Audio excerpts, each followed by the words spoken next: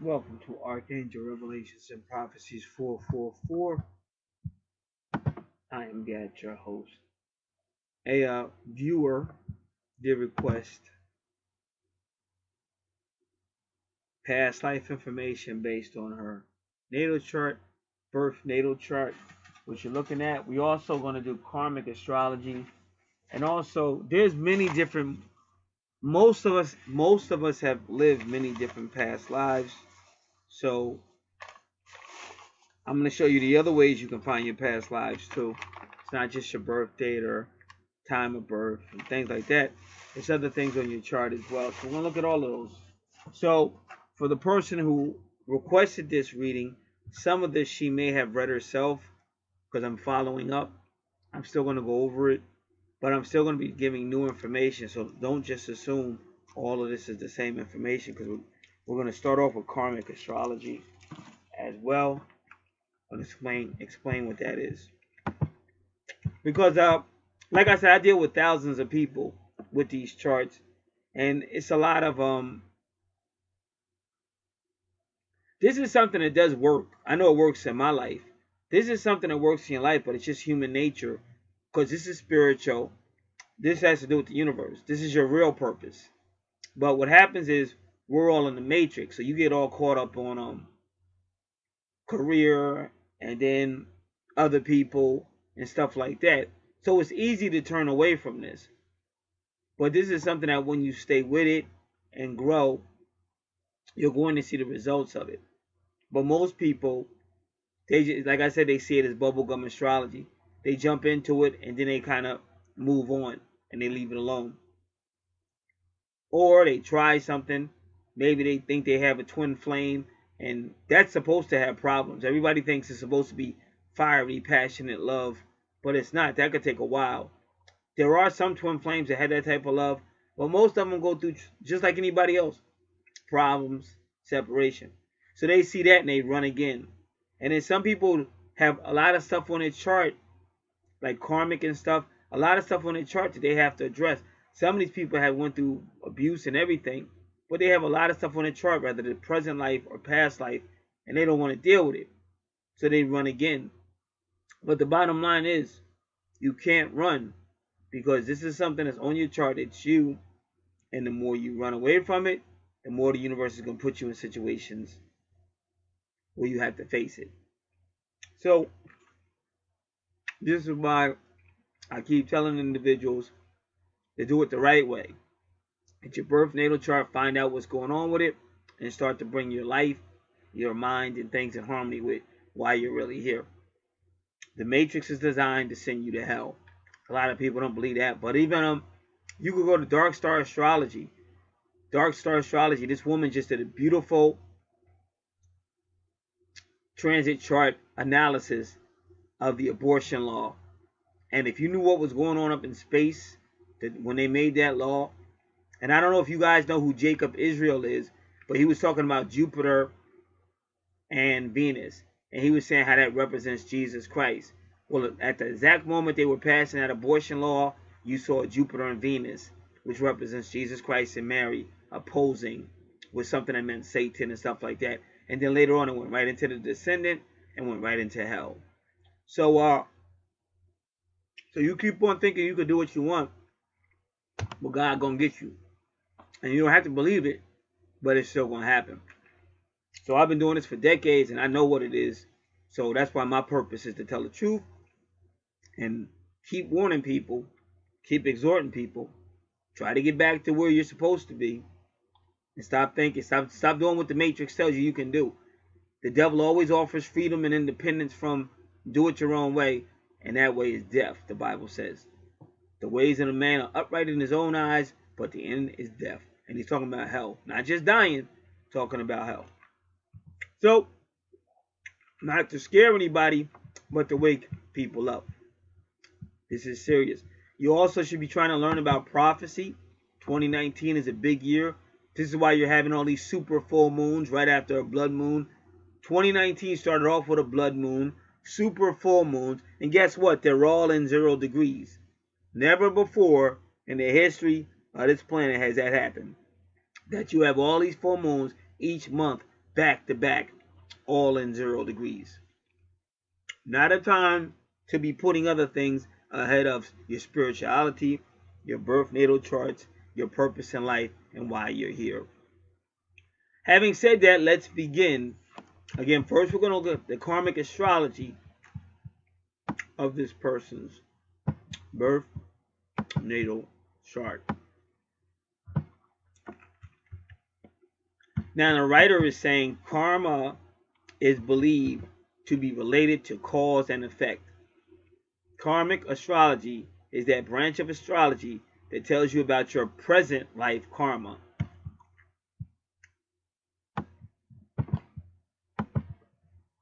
Karmic astrology is all about the spiritual growth of a person. A person's natural chart sheds light on his karmic lessons, previous life, and the purpose of his present life. So I hope you guys heard that. Remember, listening to the video, can always stop and rewind it. Should always take notes. That's another thing I noticed. People don't want to take notes. They think this is some type of game.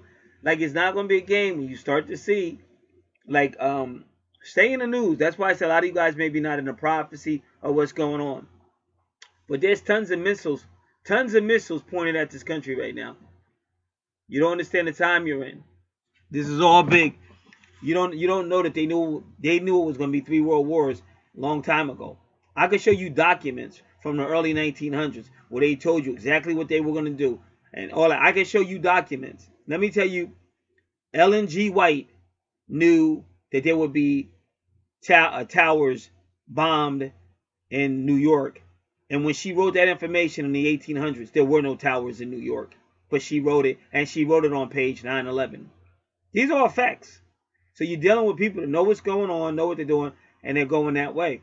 That's why the worst mistake you can make is think you're just going to get on with your own daily life and it's not going to affect. That's the most selfish thing you can do. That's the most anti, because we're all universal citizens. That's the most anti-universal citizenship thing you can do.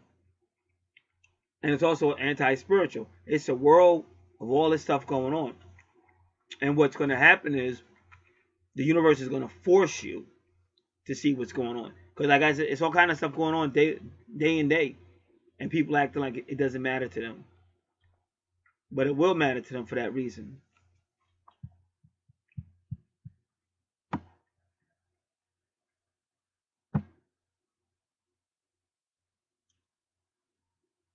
So now they're talking about the North Node and the South Node. So let's see where that's at. Her North Node is in Pisces. And that's a spiritual place. And that's also your life purpose. 1, 2, 3, 4, 5, 6, 7, 8. Wow. So you know you're dealing with a very psychic person. Because that's Pisces in the 8th house. Water signs in the 8th house. So she's very connected to the spiritual realm. And whenever there's water signs in the 8th house, because the 8th house is ruled by Scorpio, also a water sign, you have to be careful because it's easier for you to be connected to spirits that don't have your best interest. So whenever you're dealing with that, make sure you know what you're doing, especially if it was Cancer. But they're all water signs, Pisces, Scorpio. So whenever you got dealing with all that water, be very careful because you could come into contact with evil spirits. But also you got to watch what's going on in your mind. This is why you have to always do mind cleansing and purifying your mind, keeping your thoughts a certain way. Because otherwise you'll be having thoughts and you'll think they're your thoughts, but they're really these spirits. And also what the spirits try to do is wear you down so that they have better control over your mind. So Michelle Knight has been warning me, watch out your job, watch out your job. And I do have these videos up right now, especially on my spiritual channel. I'm showing you how career, the universe has taken a career, the 10th house, Capricorn, and Saturn, and put them in the 8th house. But right now there's a whole, and they took Pisces. This is right now. It's even that way right now, especially with this coming full moon. The full moon is in 2 days, February 19, 2019. And that's going to be another big issue. These full moons are affecting people. I have people literally going crazy. But RFG Chosen One said that would happen. And I've literally seen it. People going crazy because of these moons. But the reason why they're going crazy is because they didn't get grounded on real astrology. That's what I'm trying to tell you. When you do bubblegum astrology, bubblegum goes pop. So the universe has basically put the 8th house in the 10th house. Because, well, when you see that Pisces, I'll say that again. They put Pisces in the 10th house, and they've taken the 10th house, Capricorn and Saturn, and put it in the 8th house with Scorpio. So it's going to be great transformation. And I can see it at my job, just how they're walking around and telling you, oh, you're going to be doing goals now. You got to get this. You better get this. And, saying a lot of stuff. And Michelle Knight, one of the greatest astrologers on the planet, she's also warning that that's going to be a thing too. And she's asking, how far are you going to want to go? Are you going to stick to your values, like Pisces, spiritual values? Or are you going to let this kind of like work, a very intense work energy cause you to devalue yourself or kind of compromise? So that'll be interesting. So her true north node, highly spiritual person. Water signs with Pisces and Scorpio. Those are two of the most intense house on your chart. The 8th house and the 12th house. So her 8th house is both the 8th house and the 12th house, but a very psychic person. And her vertex is there as well at 27 degrees. So now that's what she's going to be doing in this life. Very intense. So now when you go right across opposite, there's Virgo, the healer. And that full moon will be in Virgo at 0 degrees. And Pluto's right there. Now remember, Pluto rules Scorpio. So even this house, which is her 2nd house, and that's the money house. The 8th house is other people's money, and the 2nd house is your money. But there's going to be a great transformation with Pluto retrograde, but it also can be a great loss because Pluto takes away. But Virgo's all about service and health and healing and home and children, small animals. But Pluto's about devastating something and taking it away. But keep in mind, this could have already have happened because all we're doing right now is looking at her north node and south node. But in order to understand karmic astrology, which is what we're about to talk about, we have to look at these north nodes, which is your present life, and south node is your past life.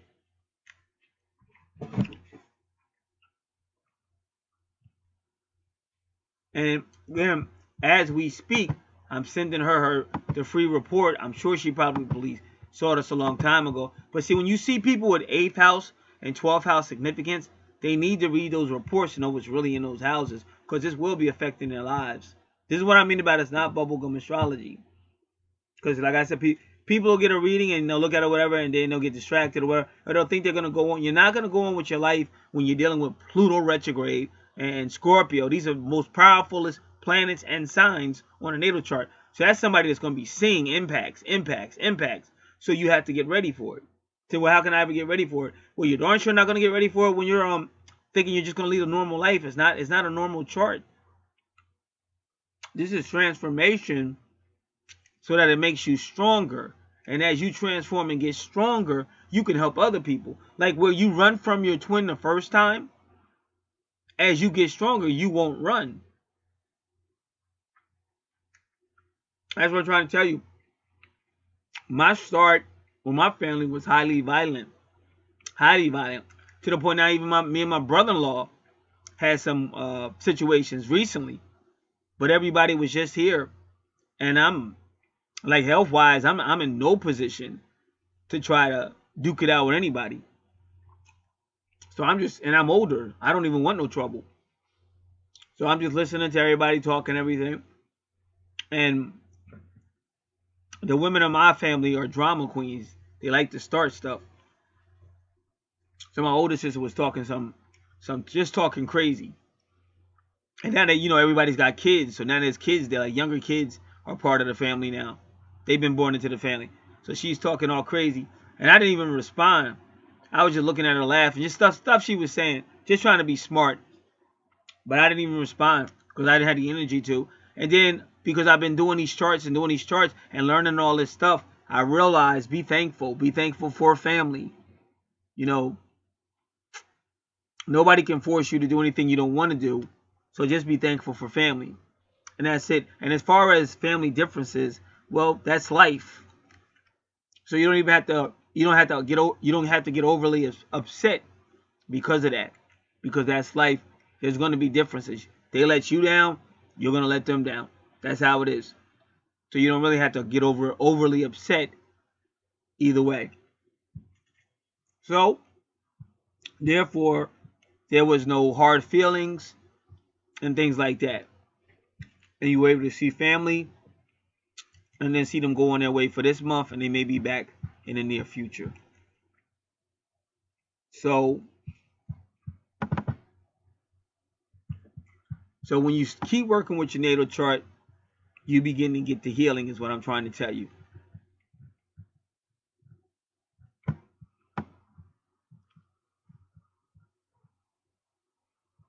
And I have word that my twin flame is trying her best to get healing, hoping that we connect again. Now, whether that happens or not, that's totally up to the universe. But again, I know the universe is in control, so I don't sit here worrying about what my twin is doing and all that stuff. I'm just getting my shit together, not worrying about somebody else.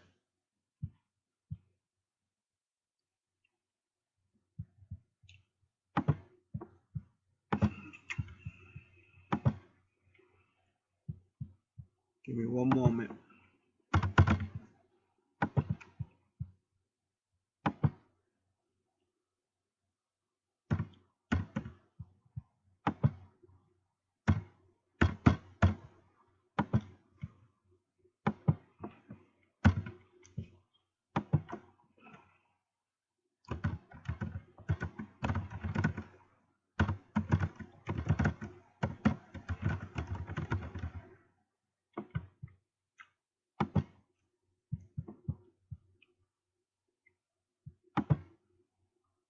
So the entire idea is the Bible gives you Joseph, who was awake where he needed to be.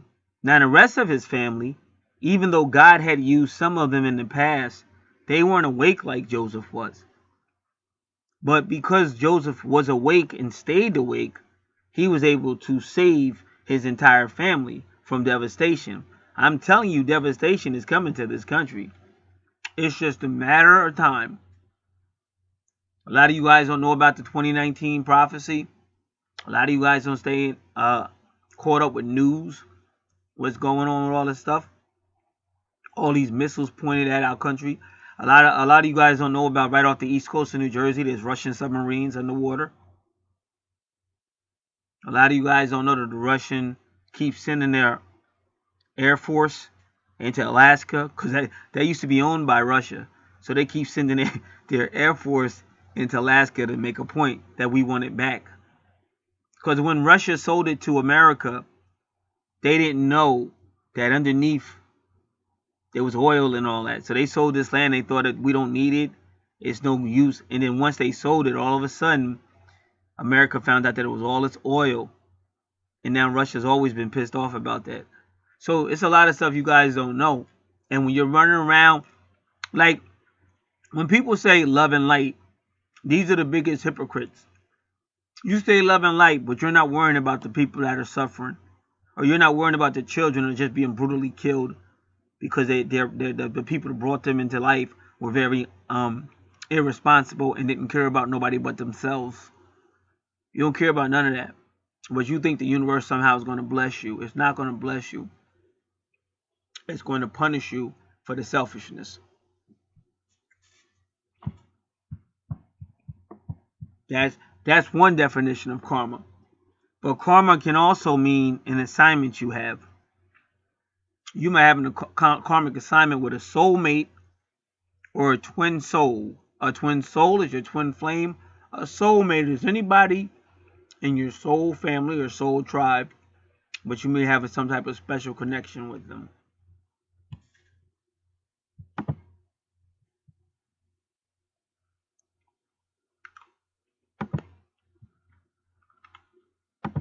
All right. So they said North Node and South Node, and we just did it.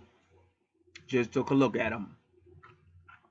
And both Pisces and Virgo are signs of service. So looking at her past life, she was serving.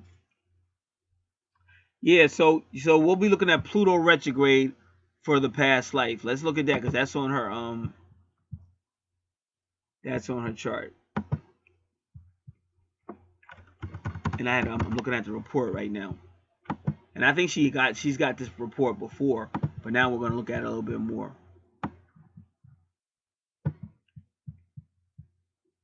We'll do the past life experience of Pluto first, because Pluto retrograde. They said in several of your past lives, you have known what it means and how it feels to be so ostracized from the group. So she could ask herself, is anything in you feel ostracized when you dream, when you're dreaming? Are you ever ostracized in your dreams? This is how you kind of notice some past life stuff. When you have a feeling that you just can't shake and you don't even know why. Or you get like deja vu. Like you feel like you were here before, or you feel like this happened before, or you feel like you know this person before, or you're watching something on TV or hear a song or something, and you feel like you have some type of connection to it. That's all past life. That's your inner self reminding you. So they say in a past life, you may have been forced to stand alone for the wrong deeds of a community while you were innocent. So in other words, someone may have set you up. You became the scapegoat or the fall guy. If you are the apple in the eyes of the people this moment, it never took much time for you to reach a situation while you are busy defending yourself from the teeth and claws that attack you. So they're kind of implying that you got Judas. In other words, you were looking out for others, but they didn't look out for you. So that might have been a past life too. And what we tend to do, I just showed you the North Node and the South Node. Now, it all depends. But a lot of people are more comfortable with their past life, the South Node. So a lot of people always go more to the South Node, and the universe has got to come in and force you out. And that's one of the things that Pluto retrograde does, or another planet. It's going to force you towards the North Node.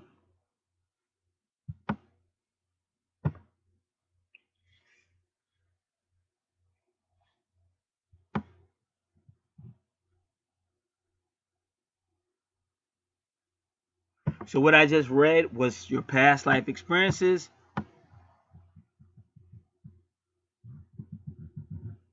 And now we're going to look at your effects on your present life. What you went through then, how it's affecting you now. You might be analytical and intensely sensitive. But that's Scorpio. That's the 8th house. That's where her Pisces is. And the sensitivity is Pisces. So she may be analytical like a Scorpio and very sensitive like a Pisces or an empath. You have lost faith in people around you, especially considering what you have been experiencing so long. You know the art to live a life. Tenacity and endurance will take you a long way. So they're telling you to get the right information, put both your feet on that information, and move forward. And that's why I don't sugarcoat, because I know how rough life can be, and I know how people can be. So I don't come out here talking to you like you're a baby. There's no babies out here. Most of these people are like at least 30 and up. There are some younger ones. I'm not talking so much of the 18 years old and the younger ones. But most people like 30 and up, and they still want you to talk to them like a baby. And if you don't talk to them like a baby, then they run somewhere else. But I'm telling you, you're not going to run from the universe. And when you start to see, this is what you're going to do. When you start to say everything I'm warning about when those bombs start hitting and when anarchy hits this location, the first thing these people are going to start doing is trying to cry out to God and praying. But his response is going to be, you had plenty of time to cry out and pray. So you're going to wait till that you're so selfish. So your support ain't coming when that happens. You're going to have to go through the process. And that's called the universal beatdown. That's like the universe giving you a bad spanking. And it's also called the purge and the purification. Because you have plenty of time to get in line with loving the world around you, loving other people, caring about less fortunate, protecting innocent. That's the most childish, that's the most cowardice thing you can do, is to destroy something that can't fight for itself. You have to die for that. Even RFG Chosen One said that. He said a lot of these people are so wicked that when they sell their soul to the devil, what they have to do is sacrifice children and stuff. And on some of these websites, they're showing you how these people in power or have been in power, the code words they use, like Pizzagate, or we need some new blood, and they're talking about real blood of children. But this is all being found out. I don't know if you guys know about the Southern Baptists. That was like one of the biggest Protestants associations with Southern Baptists. They all got busted for pedophilia. They knew these guys were perverts. They still made them reverends and all that, and pastors. They still knew, even though they knew these guys were perverts. And plus, a lot of these men are guilty of underground trafficking of children. See, this is where you should be at, because that's where God is at. This is what God is exposing. This is why he put somebody where he put them, so this could be dealt with. See, this don't got nothing to do with me. I'm not a political person at all. But everybody thinks they're going to tell God what to do. That's how Sodom and Gomorrah got destroyed. But all this immoral activity and immoral lifestyle and all that stuff is coming to an end. So don't wait till the planet starts shaking to get religious, because it's going to be too late. And he's not going to hear you.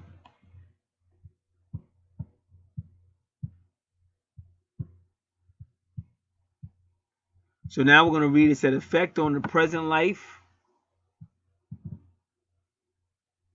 But now it's your features in present life because of your Pluto retrograde. And your retrogrades usually point to past life situations. Just because of the subtleness of feelings and the intensity of sensitivity that you have, you live larger than life. A mere heartbreak due to a breakup in a relationship may make others feel sad and blue enough to move around with jaws falling and hanging in frustration. Abuse substances for a few days and then end up in finding a new partner and not more than 1/4 night. The same thing can eat you up and may make you a complete hell. Because they're saying because you're watery in your 8th house, so something like a breakup, they're saying it could really mess you up. But see, even ironically, the 8th house is associated with hell. So that's why I try to teach people that there's a literal hell, but a lot of times God will put you through hell on earth so that you don't have to go to real hell. So that's kind of funny they use that word to describe your 8th house. See, this is the stuff you kind of should know, because the matrix is a deception. And people are so caught up in the matrix, they're not going with the real stuff.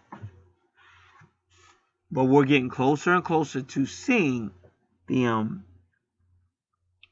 actualization of your natal chart. So they're saying you might be too analytical.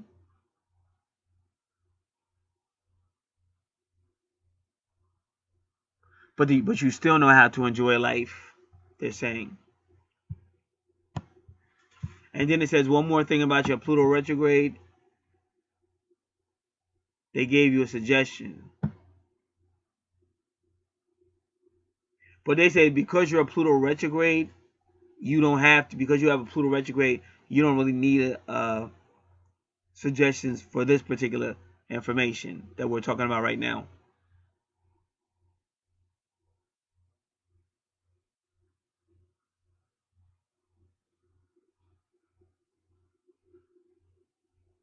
So they say you have mastered the art of living and dealing with different senses, sensibilities, and emotions.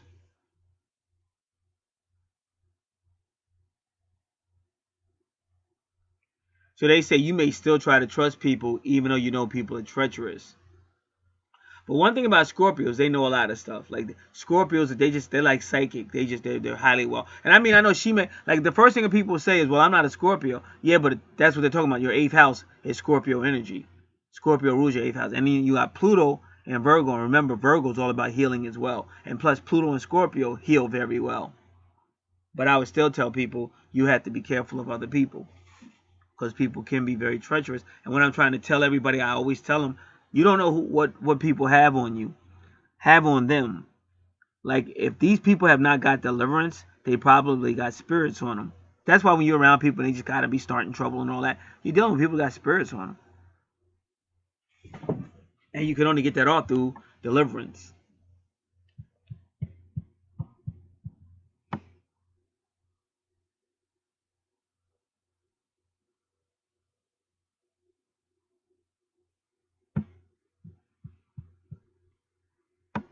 All right. So now I want to go back up.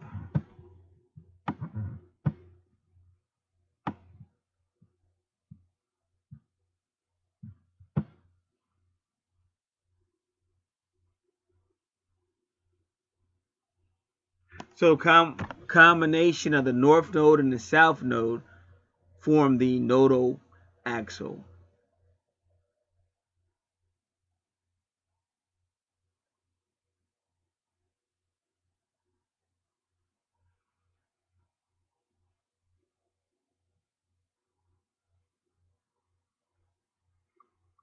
Okay, so now I'm going to tell you about the north node and karma. Give me one moment, please.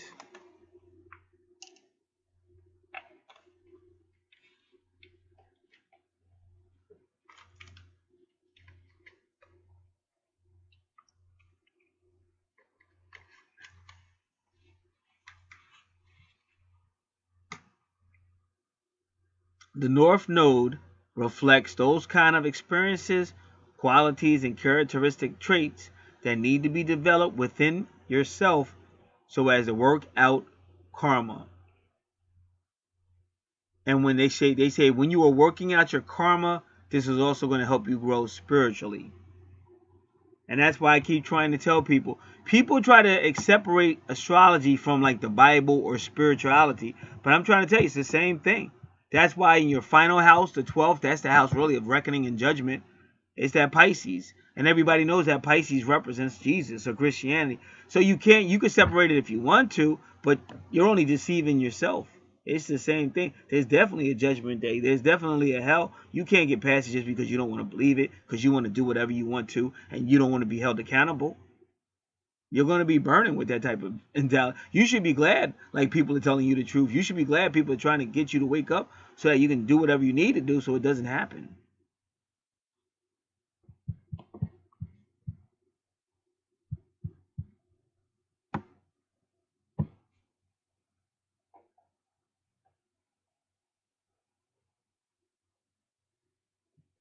So they say you're compassionate, but you're worried because your North Node is in Pisces. But they say you may worry unnecessarily. And say you're often plagued by vague issues. See, as long as you've known me, by now you should understand, never deal with vague, deal with specific. Because if you're getting upset over vague issues, it may never happen. That's why I don't even deal with anything that's vague. You have to deal with specific. Like I said, a lot of people don't like me. I'm well aware of that. But I'm way more mature than they are. And I don't deal with these little petty issues that they do because I grew out of it. And hopefully as they grow. And when I say older, I'm not talking about age because I'm not that old. I'm talking about maturely, emotionally. When you start getting 30, 40, and 50, you shouldn't still be acting like you're 16, 17, and 18. Like, you might still go out and have fun sometime, but it's kind of pathetic when you see a grown-ass man and his claim to fame is how many points he has on a video game. Okay, there's a time and place to play video games, but are you paying your bills? Are you being a man of your family? Are you being a man of your wife? Are you cutting the grass? Are you taking out the garbage? Like, what are you doing? What are you doing?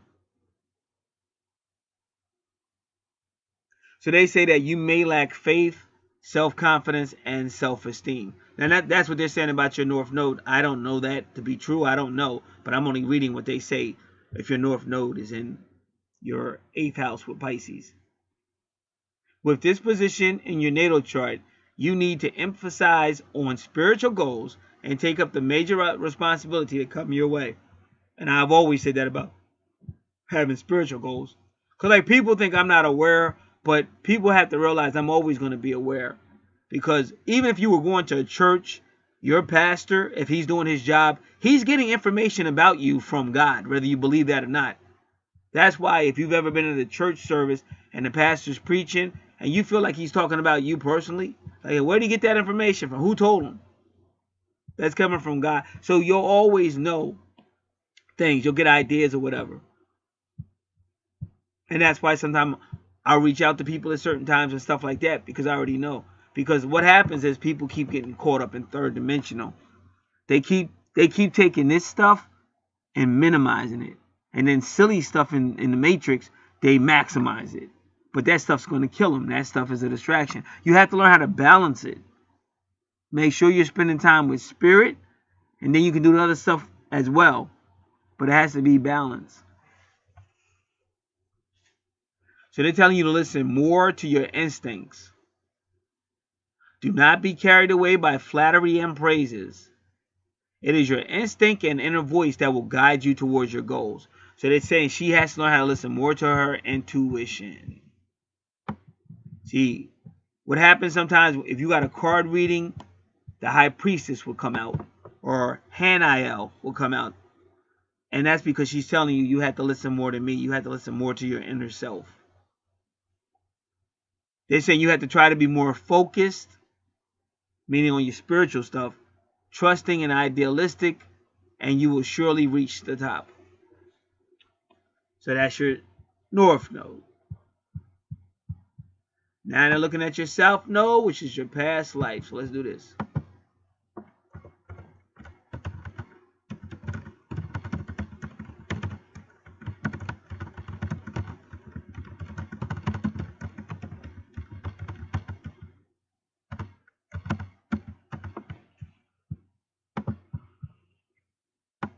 And now we'll go on with the South Node, which represents your past life, which will still have power on you in this life. But you got to learn how to put the North Node first. But you're still going to feel that South Node.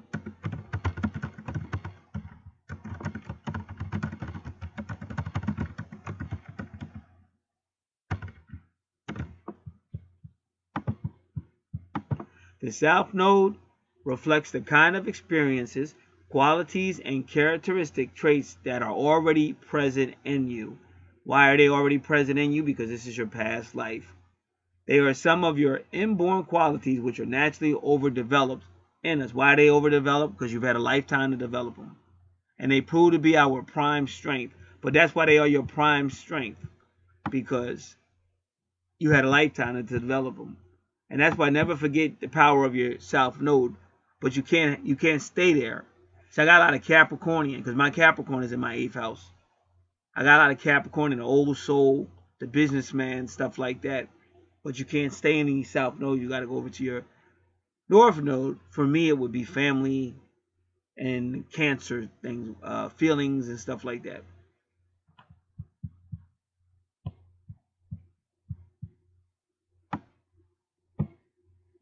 So they're telling you that your South Node is placed in Virgo, and ironically, they still say compassionate and worried.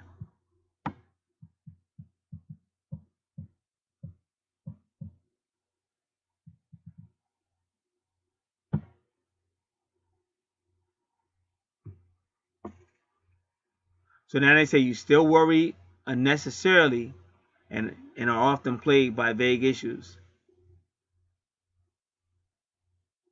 And they say the same thing they said about your North Node.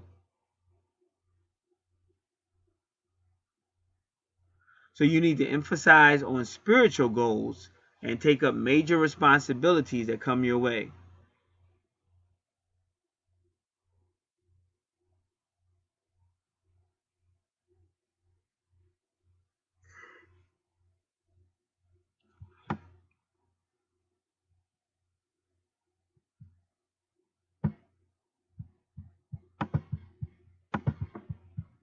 Okay, so that was Karmic Astrology. And again, to take it a little bit further. So with Karmic Astrology, you may meet somebody of a Pisces or a Scorpio energy, and that's your vertex. See, in your 8th house, that asteroid represents a soulmate or a twin soul. So does that vertex cross. And since then, we've learned a lot about good fortune, your true North Node. So that's why I said when people really are taking notes, they may know somebody. They may have somebody in their life that they already know. They might say, yeah, that guy I was living with, he was a Pisces or he was a Scorpio or something like that. Or he had that on his chart in a strong position. This is how you start figuring out who's in your life and what's going on.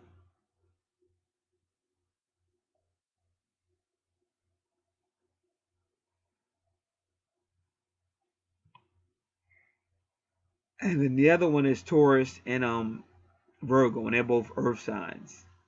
So you got two water signs opposed by two earth signs, and that's interesting.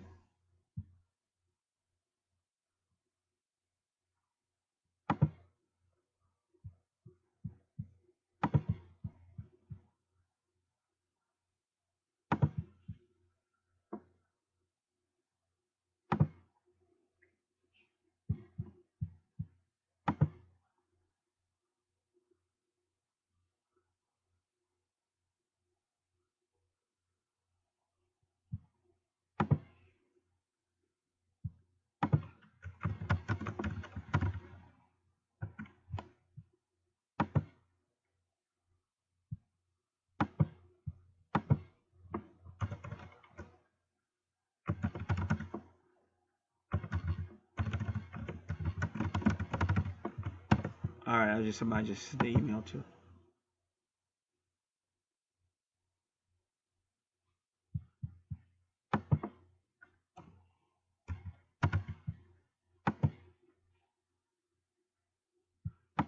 All right, now just give me a moment.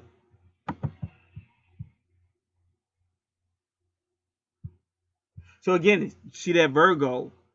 So that's super. This is a super full moon will be in Virgo as well. So that will affect her as well. But like I said, sometimes it's just a wake up call, and that's why I said sometimes if I don't hear from him from a while, I always send something to him because I know how easy it is to get distracted. See me, I don't like being betrayed. I'm a Leo, and that's why I've learned, and that's why I said sometimes we do that. Like I said, even where I work at now. Now where I work at, they owe me money. They owe me 2 paychecks.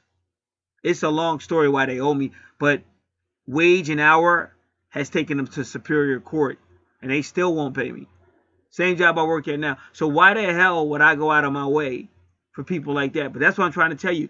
You'll get distracted from your spiritual purpose for other people that don't give a damn about you or don't give a damn about your spiritual purpose. And you're fucking around having problems with God, and he's not playing. Like, I'm sorry people don't believe in hell and all that. That doesn't mean it doesn't exist. This is stuff you should be studying. That's why I said, think if you're that guy that spends 5 or 7 hours playing video games. Old ass dude. Like, I remember when 30 was considered old. Now they kind of, like, now 30 gets away with it now. But I remember in my day, like, if you were 30, they thought you were an old man or something. But 5 or 7 hours, you could split some of that time up to be spiritual. Get on your spiritual purpose.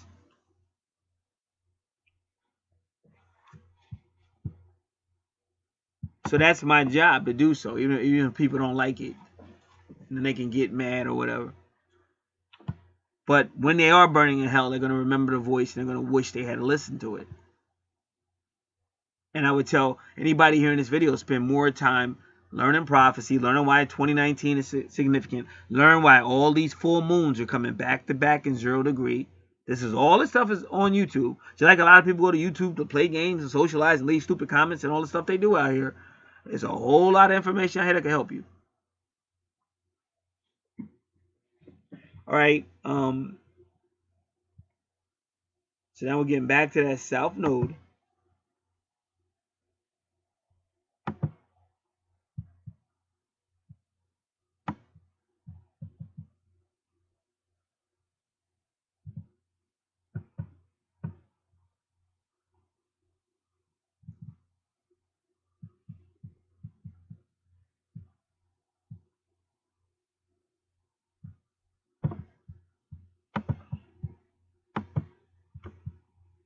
All right. So now we're gonna keep going.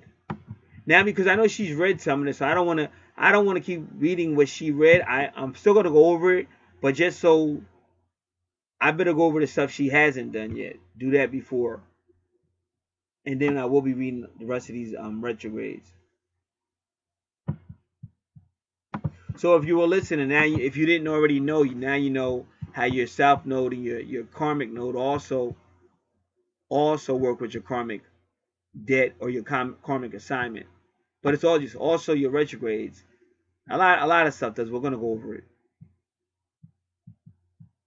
And usually when you're talking about any type of karmic whatever, it's usually another person like your soulmate or your twin soul that you have these depths or assignments with.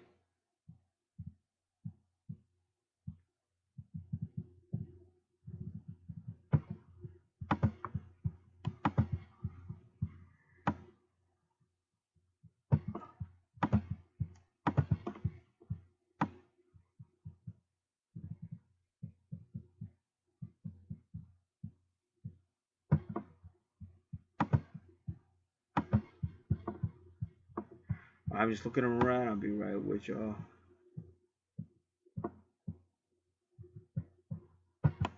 All right, so now we're going to look at the chart.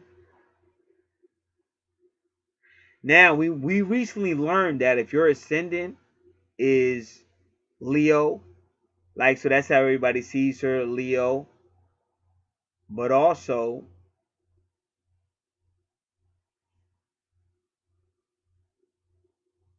Vesta is there at 21 degrees, but that's karmic, that's Saturn energy, that's the world card. So again, it's a fiery personality, but you have to be careful because you got Aries, you got Leo, then you got Vesta. This is all fire. So this is a fiery personality. But again, at 21 degrees is karmic, and you have to be careful of Vesta because Vesta will burn you out. Like wherever you see Vesta on your chart, that's where your energy is. And you can burn out with too much energy, and you could even have heart trouble because heart related problems, because Leo rules the heart, and then Aries rules the eyes, so you can start to have health problems too. So when you're fourth house, you got to be very careful. And you even got 4-4, and 4-4 is Aries energy, so that's a lot of Aries. You know what I'm saying? And that's why, like I said, but that's what the universe will do. The universe is going to send you a twin that'll piss you the heck off. So if you're living with your twin, they'll probably get on your nerves. They'll try to make you think. They'll try to make you think, oh, I'm in control, and that Aries is gonna be like, oh no, I'm in control. This is my spot. You know, so they get all up into that. But sometimes what you have to do, Vesta is also isolation. Sometimes you have to pull yourself back so that you can get your shit together. So like I said, what I did today, which it wasn't that big of a deal, but what I did yesterday, I just didn't respond to anything. Even when they said, my younger sister said, listen, we're coming back next month, and my brother-in-law was saying he didn't want to, well, I don't want to come next month, and who's going to watch the dogs? So then my sister said, oh, well, you're coming next month, and she said Gary will watch the dogs.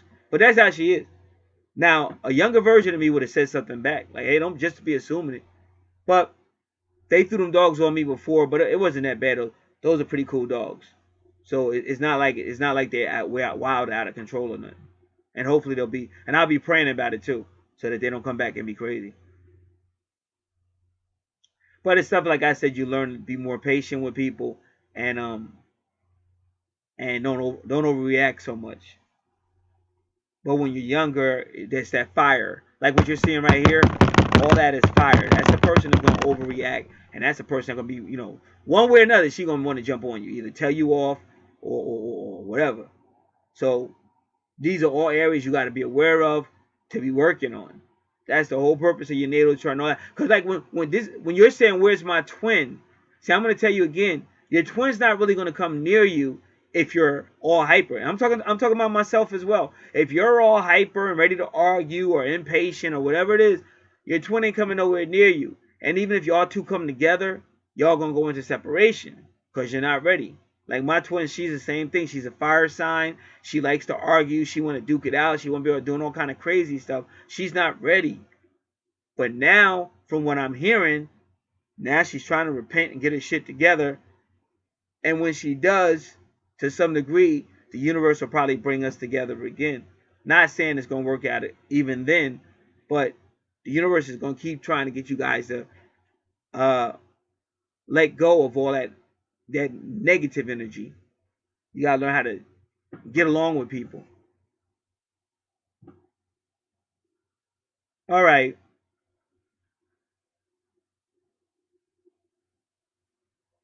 So then, you see her Libra. Her Libra's with Uranus degrees, because that's your relationship. That's business partner relationships and all that. And if you notice, it's 4 again with Uranus. So again, it's going to be Aries energy again with Uranus. But 4 is also the angel number. Don't forget that. And then 27 is when they finally start working together. That Jupiter energy 27 is when you can work together and help other people. And this is going on in her third house of communications. But again, that's like if I see Libra in the third house, I already know it's gonna be like arguments and they're gonna be breaking up because Gemini energy is kind of immature energy. That number 3 is kind of immature. Like it'll create, but it doesn't necessarily want to build. Now Capricorn wants to build. Sagittarius is a little bit more mature. So since we're right here, and she has Uranus, and see, now why does she have Uranus retrograde and Jupiter retrograde where her relationship is? Because normally that's the person who really drives you crazy. And I mean on all the charts, almost on every chart I ever did, the moment you get to the relationship sector, you start seeing retrogrades. Like I've seen charts where it was beautiful, no retrogrades, beautiful. I was like, even the color looked beautiful. Everything on the chart looked beautiful until you got to relationship. Then it was all dark. It turned all dark and shit. So that's what people do to you because they get on your nerves. And when you naturally have feelings for your twin, so they get under your nerves very easily. Because I mean, my twin would do little stuff, but it was like I just felt that it was just being like really rebellious in the sense that you won't even talk, or I'm trying to talk to you, you gonna like look away. I used to get really mad. And I mean, not mad like I want to, not mad like that, but like fuming, like unbelievably mad. And she used to just stare at me sometimes.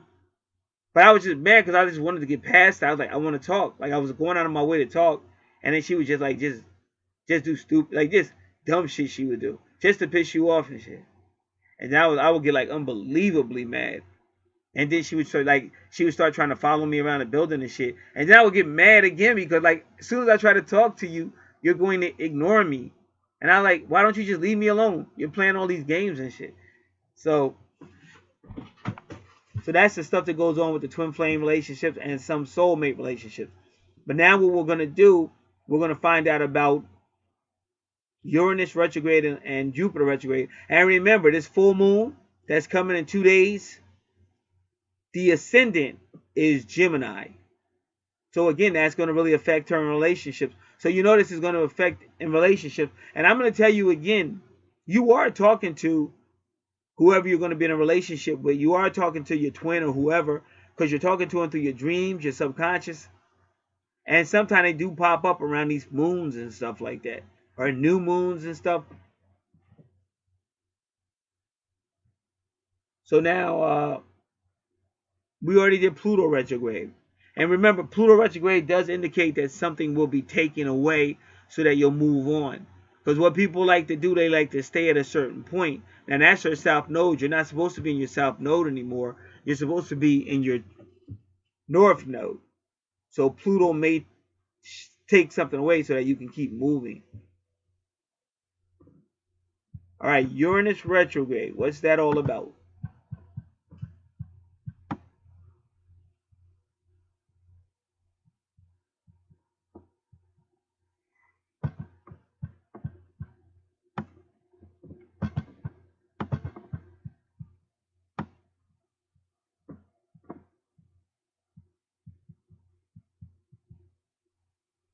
Uranus retrograde. Past life experience.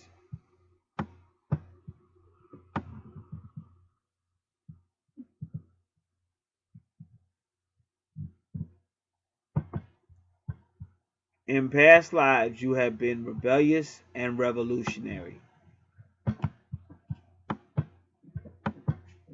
You do not want to let a single battle go by without you participating in it.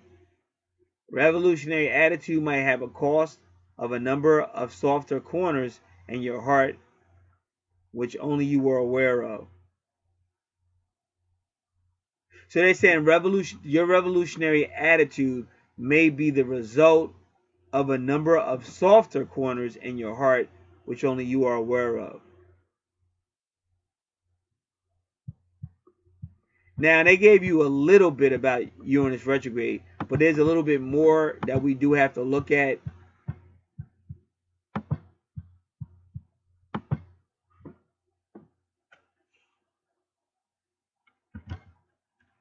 So we're going to go to the website. Because where they're getting this information from is this website. But for some reason, they didn't really give you a lot for Uranus retrograde.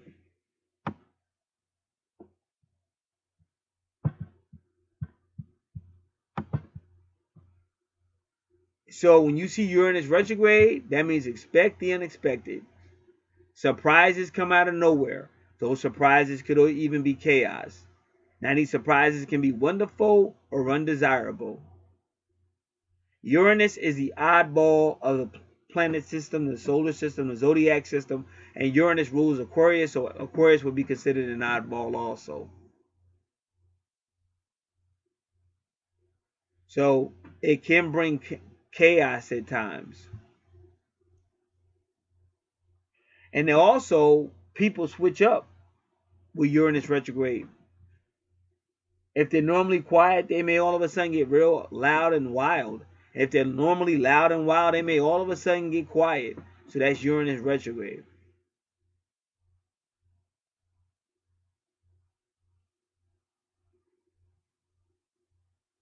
So a person that's Uranus retrograde, all they know is extremes. They don't know how to balance it out. They don't know how to compromise. All they see is black and white. And that's not good for any type of relationship. Because you got to learn compromise. Like I said, my sister's not going to change. So that's kind of stupid on my part to still be getting upset. Because you know she's going to say certain stuff. She's going to have it her way. That's the way she's all. Ever since I know that's how she's always been. So what I'm trying to tell anybody that's listening, you're more spiritual because you're listening to this type of information. So the universe is expecting you to be the modern day Joseph, because Joseph had to pray for his whole family. If it wasn't for Joseph, they would have been wiped out. And Joseph's brothers tried to kill him. He had 12 brothers. 10 of his brothers tried to kill him. But he had to save all of them anyway. And he forgave them, according to the Bible. Because I mean, when they met again, he was Pharaoh. When they met again, he was in a position of Pharaoh. I would have made them boys pay. If I'm in the second position of Pharaoh and you tried to kill me and you're my blood, you're my brother, oh, you're gonna pay. And ain't nobody gonna stop me because I'm the second in command of the whole world. They would have all paid, every last one of them. I would have forgave them, but they would have caught some serious beat for my enjoyment, whatever I would have wanted to see them go through. Because they took me away from my mama, my dad, my other brother. You took me away for years. I was thrown in jail because some woman accused me of something I didn't do. All this because of you guys? And you think you're not going to pay? I'll forgive you, but not right now. So this person with the Uranus retrograde, no middle ground, too extreme. That's why I said that fire. And remember, Uriel is Uranus, and that Archangel is the fire of God. So that's a very fiery person. That's why I said you can't be running from this, because you ain't going to put the fire out. You understand? In fact, if you keep pushing into the world, it's going to make your fire come up. Because that's what they want. They want to bring back the Leo. You understand? They want to bring back the Leo as far as getting these numbers and being goal oriented and all that. But I like the spiritual side. I don't really want to be the Leo. Even like with romance, I don't really need all that because it doesn't go. I'm just different. If I'm giving somebody romance, I want it to mean something. I don't want it to be this shitty shit I see over here on this side of the world. So all these attempts to try to make the lion raw, the lion's happy. I remember when I used to raw, but the lion's kind of happy. You know, he's happy being a quiet lion. I like what I do. Even if people don't like me so much out here, I know I'm doing the right thing, and I know my conscience is going to be clear when everything goes AWOL, and all those people that thought they were smarter than God, now they're crying out, wishing that they could get somebody to save them. They already got concentration camps set up already. Are y'all studying this information? They got underground stuff to be taking people underground and locking them up in chains and shit.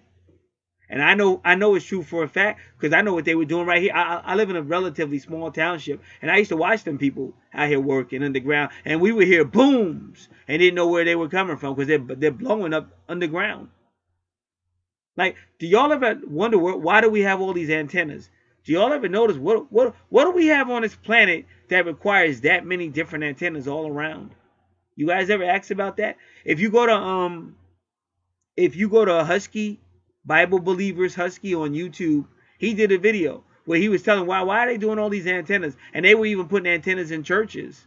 They were paying churches to put antennas like up top by the steeple and stuff. Why do we need all these antennas for what? Oh, do we have that much different communication on this planet? What's going on? But everybody's dumbed down and they don't want to ask.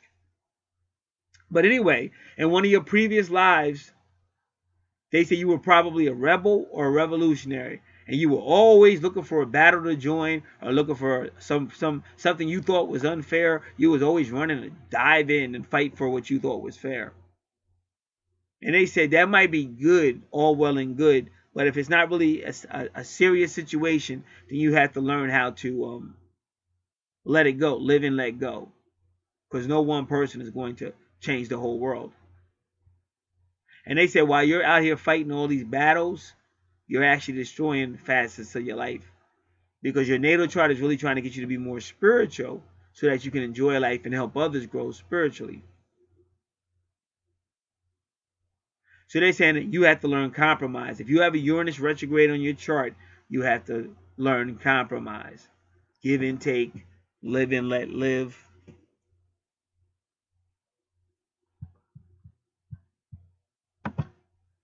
All right, now Jupiter retrograde is a little bit different. Jupiter retrograde tends to question belief systems.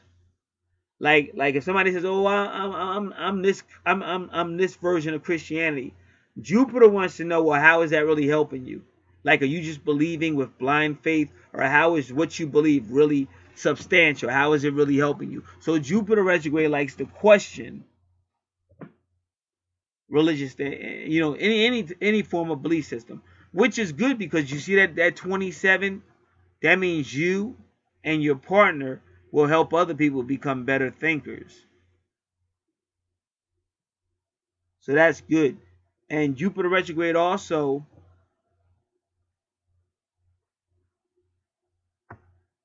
will change its mind. That means like say a year ago you and your partner broke up, and you said, I'll never get back with him, and for this reason, and you actually write them down. Let's say you say, I want to make sure I never get back with him. I'm going to write all this stuff down now, so if he ever tries to come back or it looks like we're going to make up, I'll pull out this list, I'll read it, I'll remember, and I'm never getting back with that person. But with Jupiter retrograde, you'll still go, oh, that was a year ago, and nobody's perfect, and it wasn't as bad. Now it doesn't seem as bad as it was. So Jupiter retrograde will make you change your mind on stuff that you felt a certain way about previously. But also I want to read that a little bit too. Give me a moment, because I think it did say something about travel. Now Jupiter and Saturn are the social planets on the natal chart.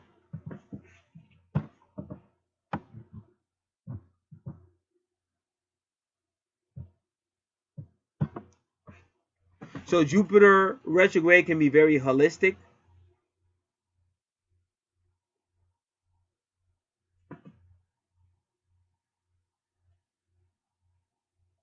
Jupiter is the ruler of travel. So your travel plans may be adversely affected. Even the best laid out plans might fall apart. Your luggage might get lost. Your means of transportation can develop mechanical problems, and reservations can be mixed up or canceled.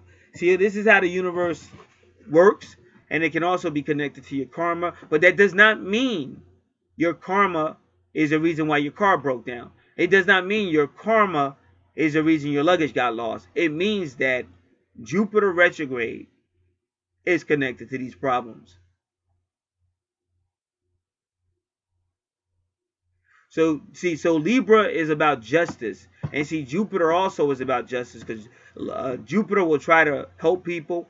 Like, let's just say you're from a foreign country, and they're trying to overthrow your country, and all kind of stuff is happening. Well, Jupiter will make you want to stand up for your country and all that. So Jupiter will try to work with the powers that be or the law, or to make things be just and fair. And Jupiter also wants to seek out truth. So does Scorpio, so does Sagittarius.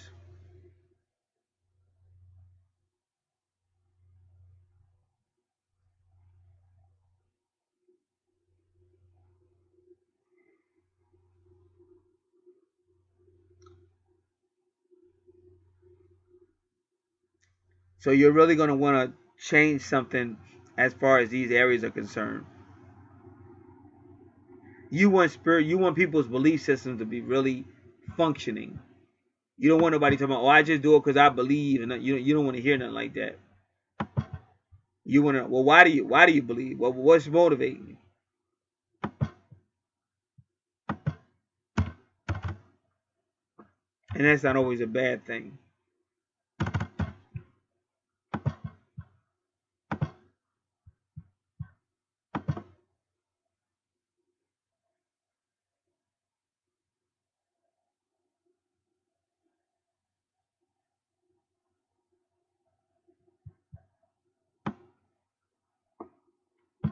All right, I'm just looking at something real quick.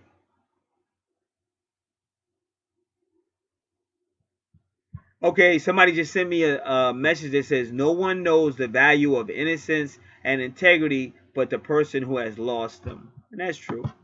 But remember, that's why we're here, though. That's the first thing. This is how you know if you're like I'm a preacher. This is how you know if you're a real preacher, when you realize that. Because the first thing you think you're going to change the whole world, and you think you're going to do it, blah, blah, blah. But until you realize that all of us are fucked up, all of us are on this journey, you'll never really get the message. So you got to really know that. And that's why I said it'll humble you. And when I look back over my family, the stuff that I thought I was so right in back then, and they were so wrong, and I'm so right, and blah, blah, blah. Now I don't see it that way no more. Now I just realize we're all here. Boom, boom, boom. You know, we all got good. We all got something desirable and undesirable. And, you know, I do more praying than anything. I stopped trying to teach people like that. I just pray, pray, pray. Now in ministry, you got to understand, like you might hear somebody talking and you might get offended, but it's just ministry. It's how you're reacting to it. And sometimes if you're reacting that type of way, it's probably because you do need to work on something. But other than that, you know, it's not that serious. That's why you hear a lot of people out here on YouTube say, hey, if this makes you feel a certain way, go somewhere where you feel better or whatever.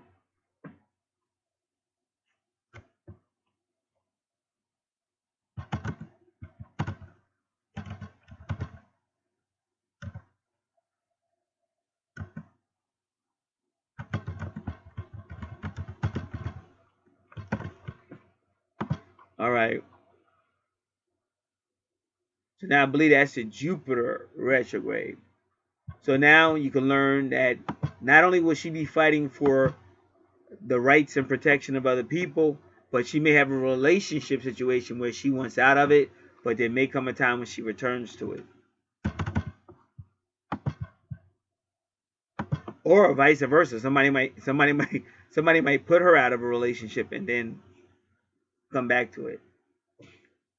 Now, you're 29 degrees Neptune. This is the one you really have to listen to, because that's called the anaretic degree. 29 degrees is an anaretic degree. It's called the critical degree. And yes, it does deal with your past life as well. It also deals with your karma, and you really have to understand it, because this is your fourth house of family. And with Scorpio there, you know, these could be a soul family. This could also be like a lot of issues, power issues, a psychic family. It could be a whole lot of stuff. And that's why I always tell her, you really have to know what's in your 12th house, because in your 8th house and 12th house, because then you're going to know what's in your 12th house, your 8th house, and your 4th house. And also with Pisces, yep. And ironically, it's the 8 4 12. So that's kind of like interesting. It's almost like the cross, but it's almost like the wings of a bird are beginning to flap. If you look at the natal chart. So this is all water, all water. So that's why I said this could be a highly psychic family, highly intuitive, infats.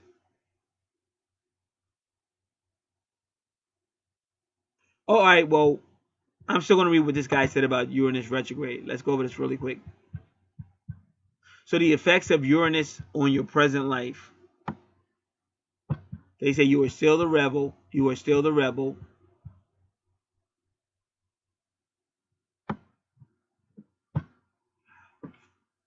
But they say you do have intuition, and you can see obstacles with your intuition.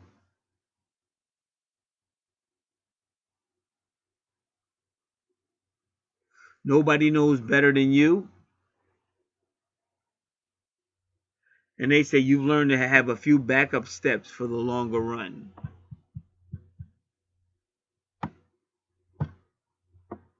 Features in his past life with Uranus retrograde.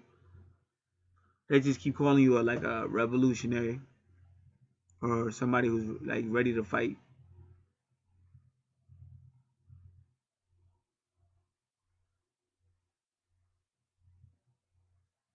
So by what they're saying, this person will definitely be involved with her country or stuff like that, or helping for people that she feels is less fortunate.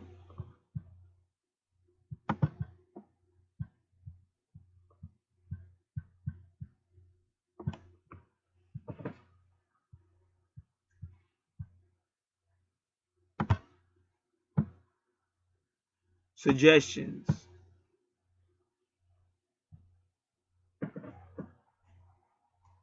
And I think I already said, don't be extreme. Learn how not to be extreme. Learn compromise and learn how to live and let live.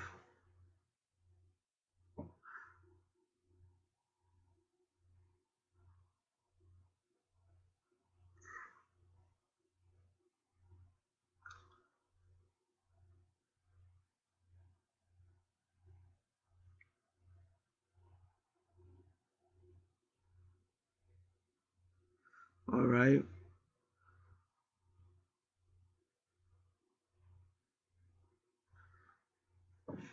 So now they want to do the Neptune retrograde.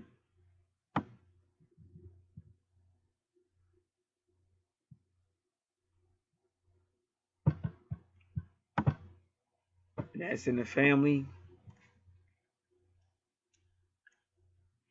And remember, Neptune can affect your dreams too. And wherever you see Pisces, Neptune's going to have a hold on that. And your Pisces, your 12th house is going to be influenced by Neptune retrograde, where your family 6-9 is. And the 8th house is going to be affected by Neptune. So this is highly psychic. Things could be coming in your dreams. You might be having premonitions. And not just you, your family too.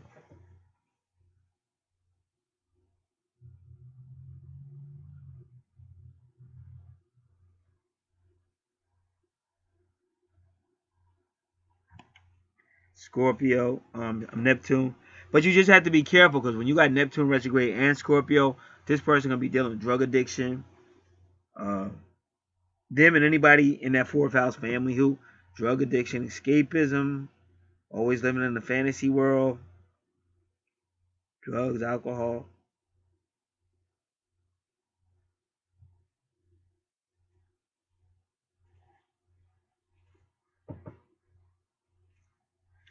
All right, so we're going to read his version of Neptune retrograde, but then we're going to read the other one because we want a full picture. So, past life experience, creativity has been your bag since the last few lives. Living lives. Lives. Your dependence on substances and your tendency to escape the real world have choked the flow of your creative work. Though they have failed to kill your creativity, that is with you even now. So again, just have to get one's priorities correct so that we're not self-destructing.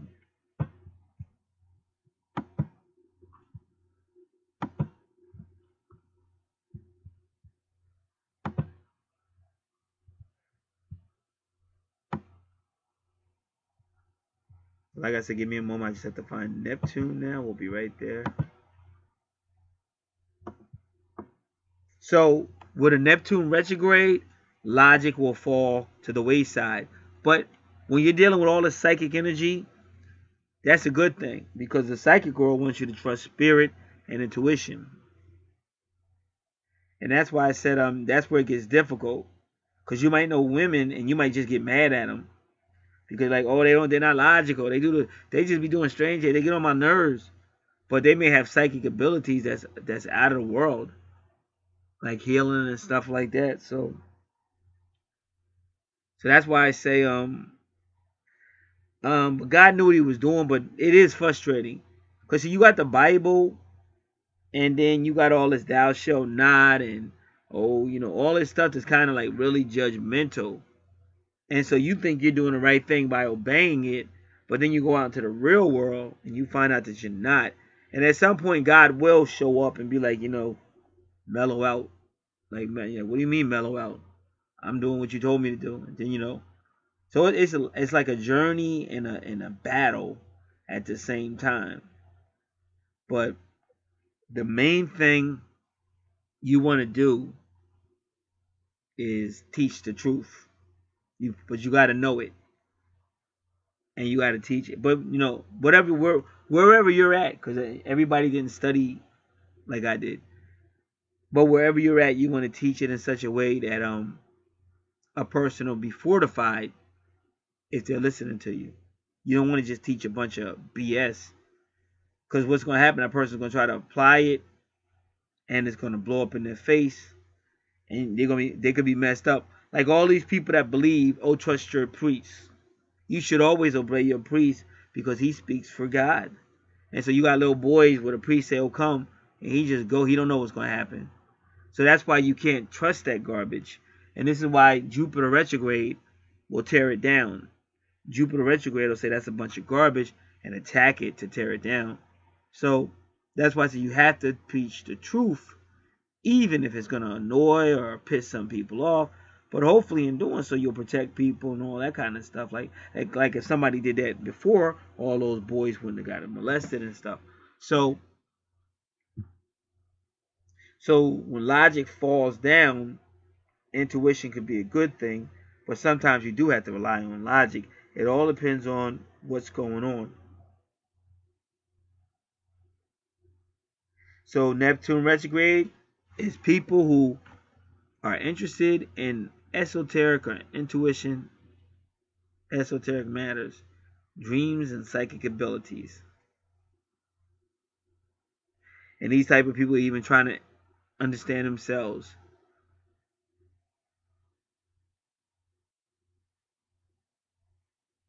Now, Neptune is a ruler over bacteria, viruses, and the immune system.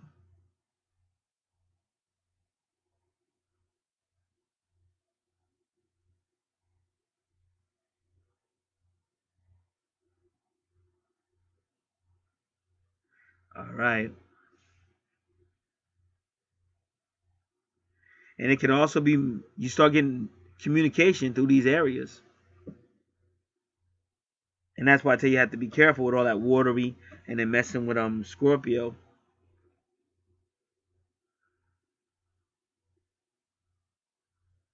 So Neptune is ruler over bacteria, viruses, and immune system. So when Neptune is retrograde, allergies may kick up or worsen. So make sure your allergies are doing fine.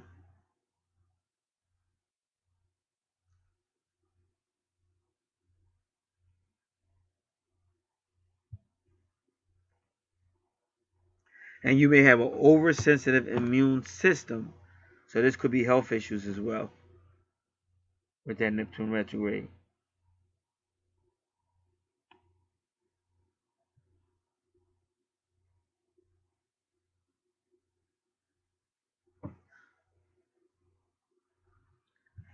Now, if Neptune was in your past life, you are prone to escape reality through delusion or dreams. So that's why I say you want to be escapists.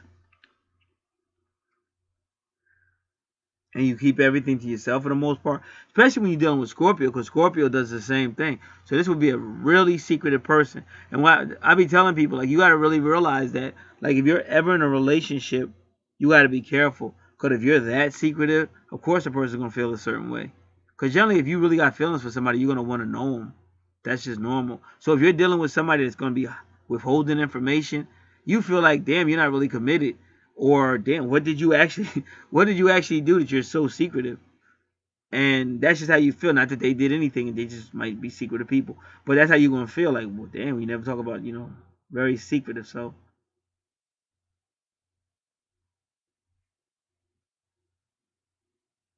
and they say this type of person tends to daydream a lot. They said this can be one of the most dangerous retrograde positions in the astrological part. Neptune retrograde, I believe that's Scorpio and Scorpio.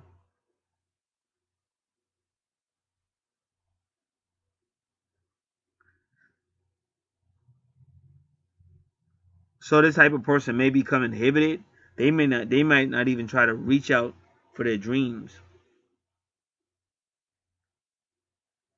And they could have bouts with mental depression, mental illness, because they may become an escapist.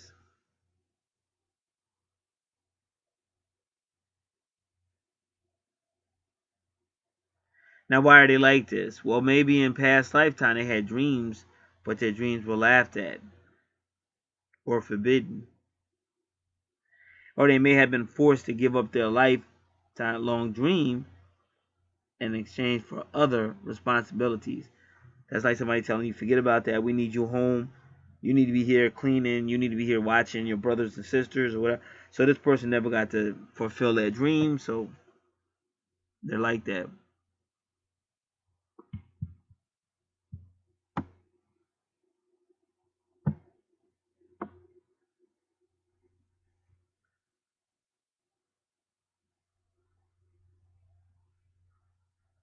So they may also have extreme expressions of their creativity.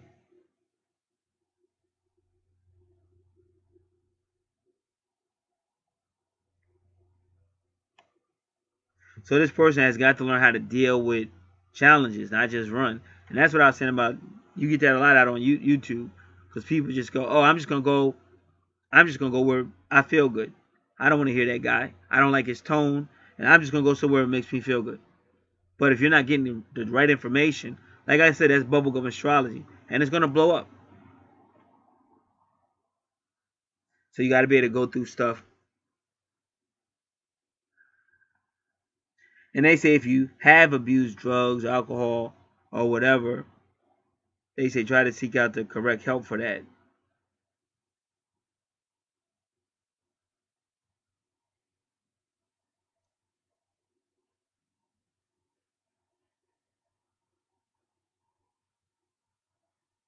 And they say always use your creativity in a positive manner.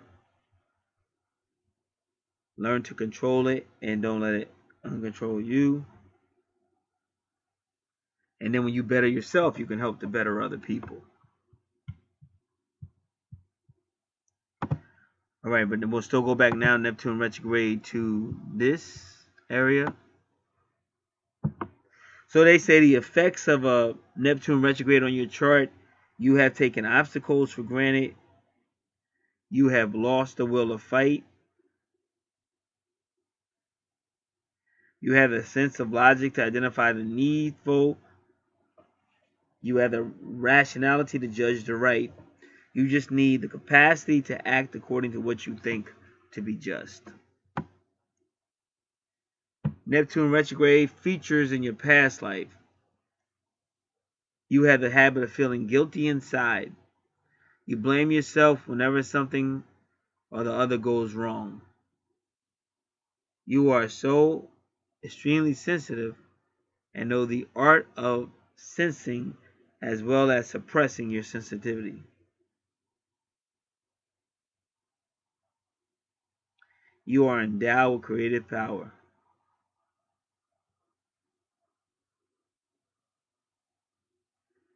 But you do not have the power to negotiate obstacles and make your creativity productive.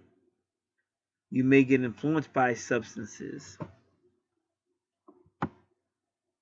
Suggestion: since you are not going to develop with respect to your personality as perceived by others associated with you, you are sure to repent one day for your dependence on substances and the lack of motivation. Find out this small problem in life.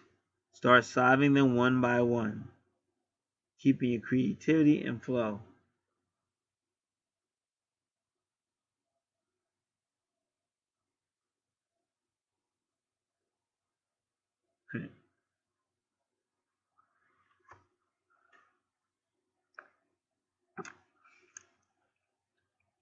She said you can start off by solving the smaller problems one by one, keeping your creativity in flow, and then any bigger problems will get solved on their own.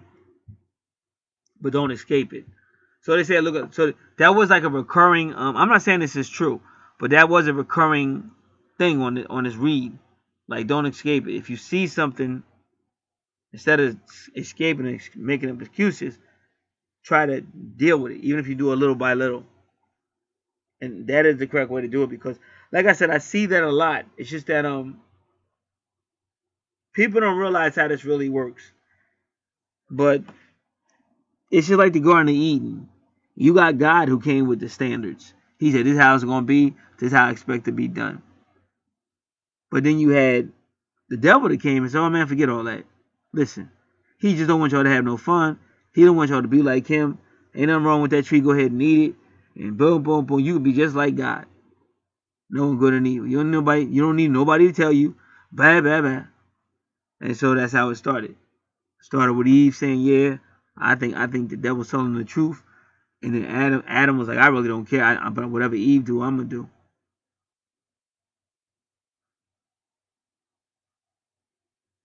And ever since then, we fighting the same type of temptations and struggles, but everything is FUCKED, 3 exclamation points since then. All right, so now I believe that was the 4 planets that are retrograde. Oh yeah, but that's a karmic degree. So now 29 degrees. Just to let you know, 28 means excess, and that's not good. But Scorpio and Cancer means excess. And like I said, whenever you see Scorpio and any form of Cancer, be careful, because this is people that have got a connection to spirits, and they could actually get possessed if they're not careful.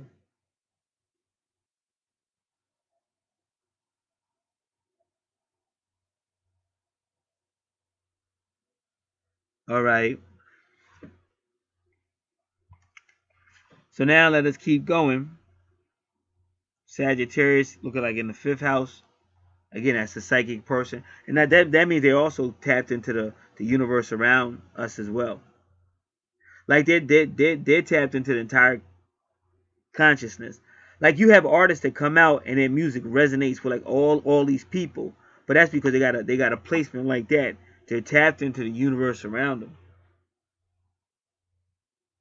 And then whenever you see my moon sign is Capricorn too, and it's at 0 degrees.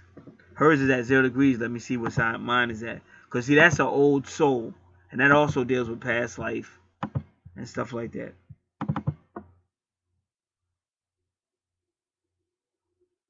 Mine is 1 degree.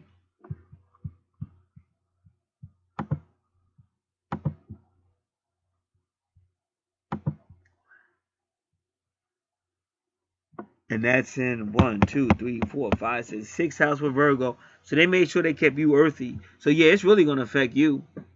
Because it's the moon. The moon sign is in Virgo at 0 degrees. Your moon sign is in the 6th house, which is ruled by Virgo at 0 degrees. So remember, this is the 19th. So it's definitely going to affect you. And like I said, on both my channels, I do have videos already talking about how it would affect and everything.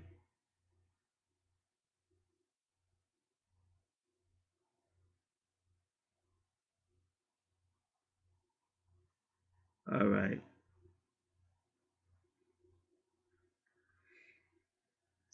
So again, so the moon deals with your past life, believe it or not. So you got some type of past life experience with Virgo energy or Capricorn energy. So now when you look at where your Virgo is in your 2nd house, you see Pluto. And again, Pluto rules Scorpio. Scorpio rules the 8th house, which again is past life stuff as well. So that's why I said when a person's hearing all this and writing it down, then they notice. So when these people start to come in their life, they'll kind of know by the zodiac why that person's there. Now, since we're in your 10th house with Capricorn,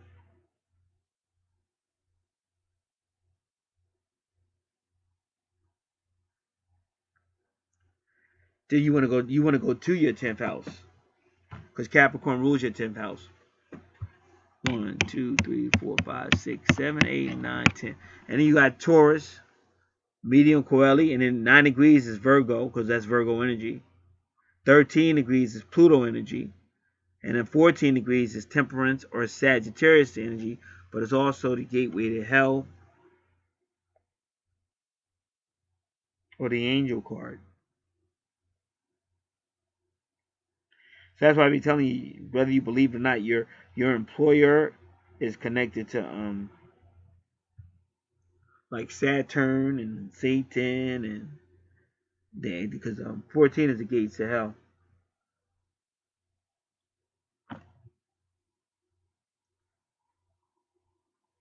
But so far, like I said, so the 10th house looks good, and Taurus is usually about other people's money.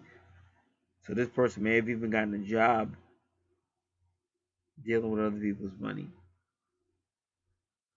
But it looks good.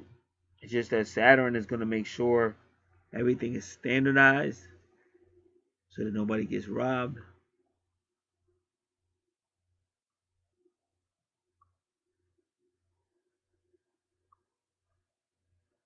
All right.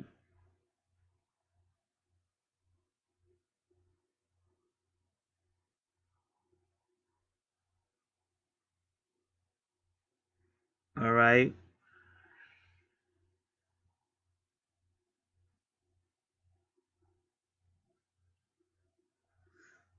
So let's keep moving. So you see a lot of karma because even when you see Saturn, see how she definitely got a Virgo. She's got a Virgo Taurus connection, and that's why when people be saying, "Where's my twin? Where's my soulmate?" You should be writing this stuff down because you're starting to see. And also, like I said, her ascendant is Leo, so her past life probably was with family at 6'9".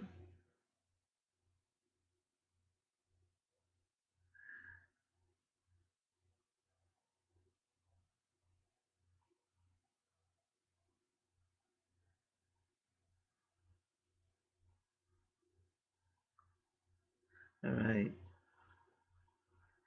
So now, yeah. So let's keep going. 6th, 7th house, and again, true north node. A lot of times, your true north node is also showing you your twin or soulmate, and that's gonna be Pisces or Scorpio energy. And then Palace is the same thing because Palace is showing you. So your 8th house is definitely a soulmate or a twin soul house. So now what we got to do is well, your vertex. See wherever you see 27 degrees, that's the diplomats. So that's you and your twin working together to help other people, the diplomats. Now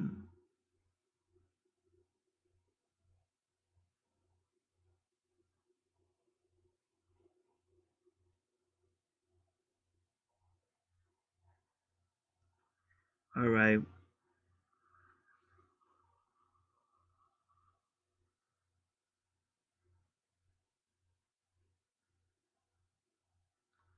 So again, Pisces in the 8th house Scorpio is a infat, and it's like a psychic infat. They'll be sensitive. They'll have feelings. But you're messing with Germany. All right.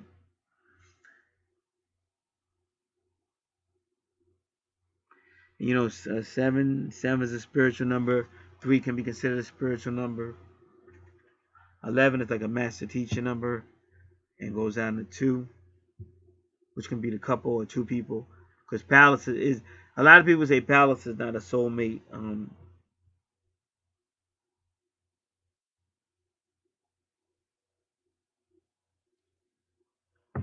Palace is, but it is. It is. It really works. It works with you. It's the two trying to work together, balance out.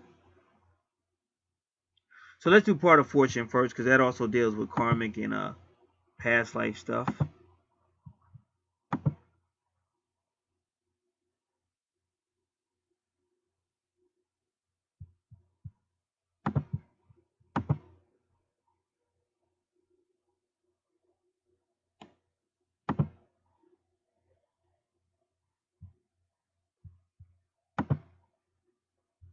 All right. Trying to get through this. What is this?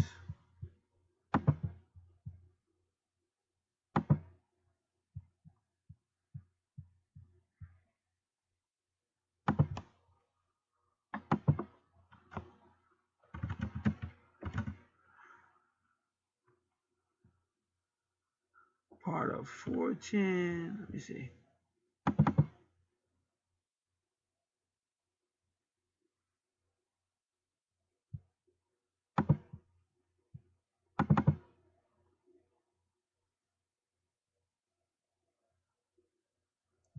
All right, so this is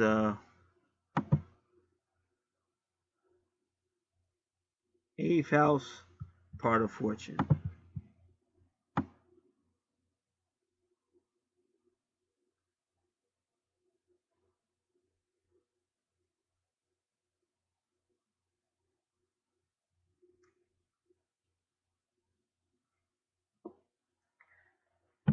Others will always be there for you. Solutions will always appear when they are needed. Discovery of self comes from the gifts and blessings of others. Through others, you learn to be flexible and to welcome change and growth. Your curiosity about what makes things work, how others achieve greatness, or amazing skills is what drives you to better yourself. Your opposing position is the second house of belongings, values, and security. If you live out this position, you will seek happiness through things and money. You won't learn from the failures of others and will make the same mistakes over and over. Because see, that represents your past life. That's your South Node. The tug of war between House 8 and House 2. Confused. The tug of war between House 8 and 2 confuses you about what is worth holding on to and what is needed to be discarded or released.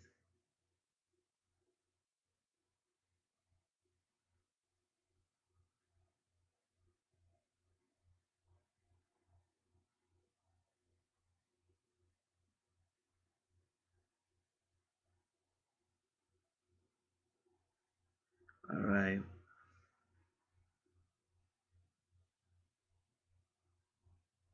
The eighth house is there to show you everything that's needed to be released because it is damaging or has outlived its usefulness. You know, I never did the 29 degrees. We got to go back to that 29 degrees. It's like the universe don't want me to read it because I keep skipping over it. It will bring people into your life to show you the way. This is talking about your eighth house. This applies to actions, behavior, people, material possessions.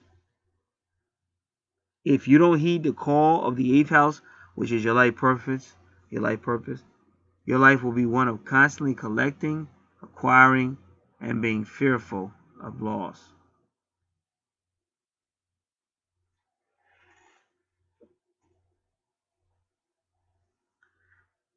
All right, now what else? Now it's part of fortune in Pisces.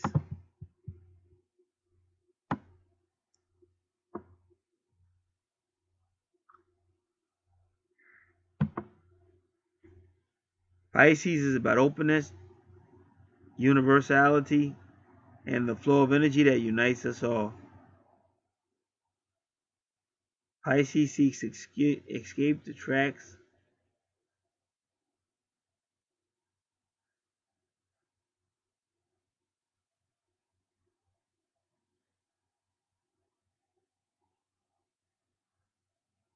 All right.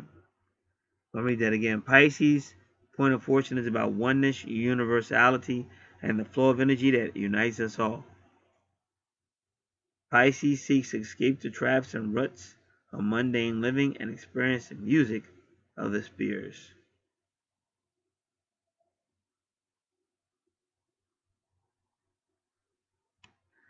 The opposing side, Virgo, is grounded, organized, practical. By embracing this part of you and bringing it into the nebulous world of Pisces, you can inspire and transcend the raw of the mundane world to help others.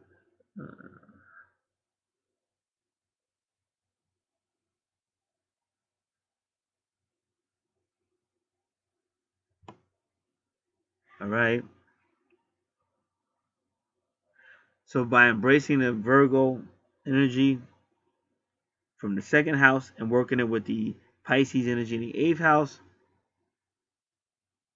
you can inspire and transcend to the rules of the mundane world to help others discover the common within, the cosmos.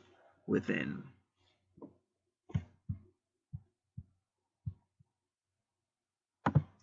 Alright, so that's good fortune in the 8th house and in Pisces. But now we're going back to that 29th degree in Neptune.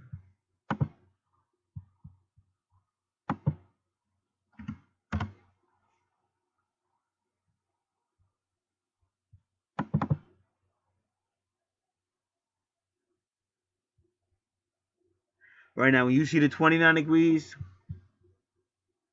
it represents something getting too much of or too little of.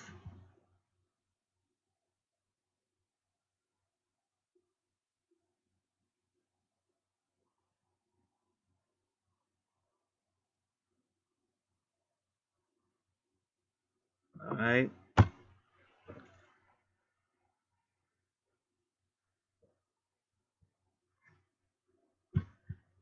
So now the sign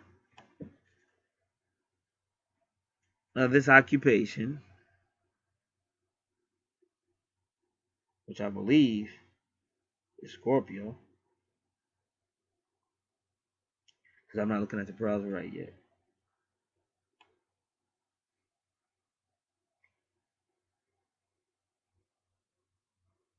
Represents the area that means unsatisfied. Well, again, it's the 8th house of Scorpio. But the planet is readily looking forward to the lessons and cycles promised at this ingress to a new sign. And that new sign is Sagittarius, which is more mature, and Leo.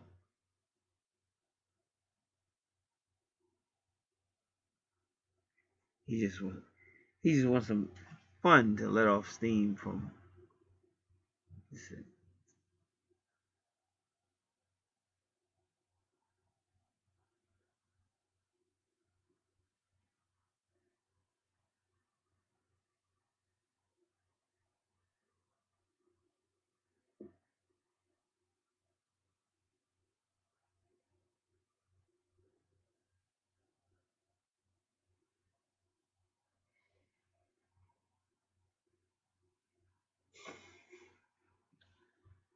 All right. So 29 degrees.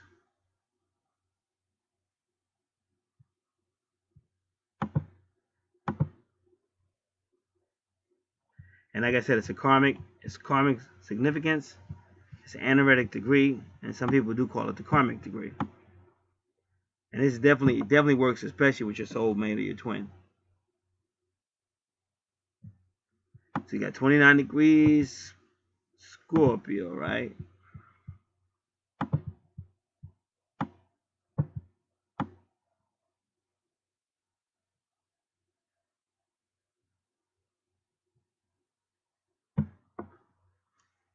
So this suggests the end of a life cycle. Natives feel a financial responsibility left to them from someone else who has passed and is too much to deal with. This could indicate the end of a probate. It could denote excessive task burden.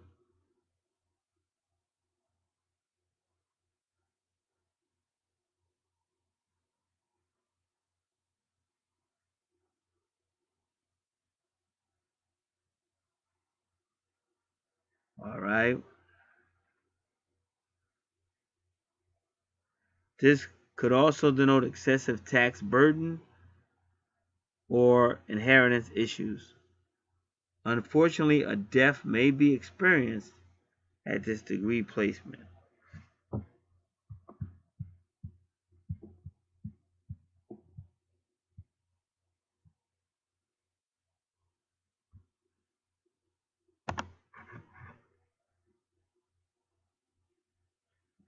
All right.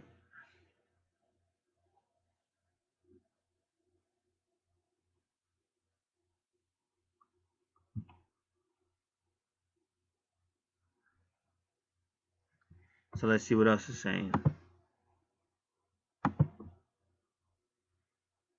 All right, so that's 29, yeah. So just like in Pluto, something's going to be taken away from your home sector because Virgo rules the home sector. And then now this is the family sector as far as being a fourth house. And this may have already happened, but this is how we're reading it.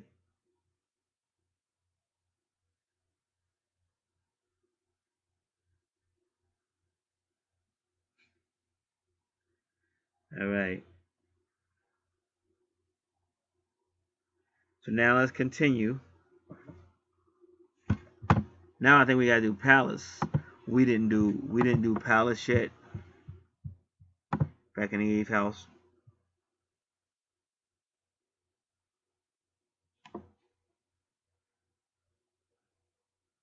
So we want Palace in the 8th, and we want Palace in Pisces.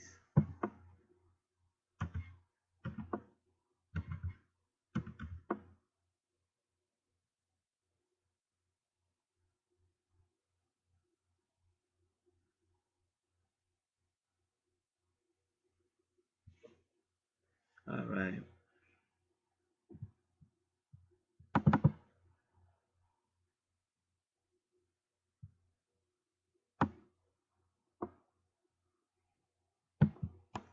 All right. Essentially,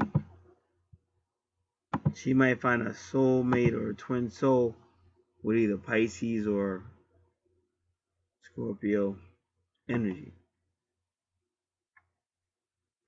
Then it goes right to the 9th house. Then you got Aries, but you got Juno. And of course, Juno definitely shows you the sign of the person you'll be in a. Yeah.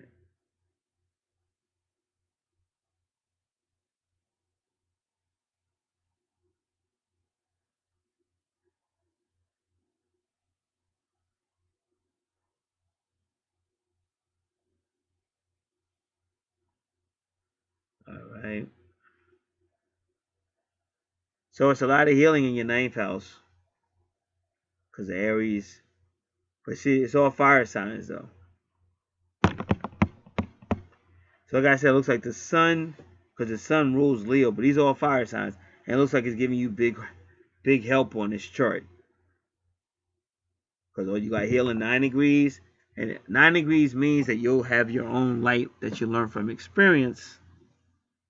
And you won't have to go by what other people tell you. That's 9 degrees Chiron, and it's going to be healing for you. Then at 10 degrees, which is really like the wheel card, which is Jupiter energy, because Jupiter rules. Yeah,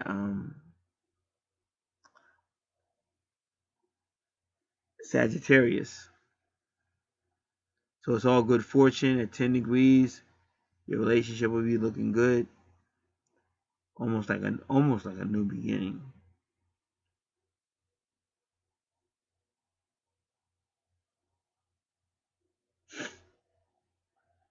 All right. It's just this crazy shit. Like I'll close my eyes. At first I close my eyes. It's like I see like people cracking jokes and shit. It's just real funny.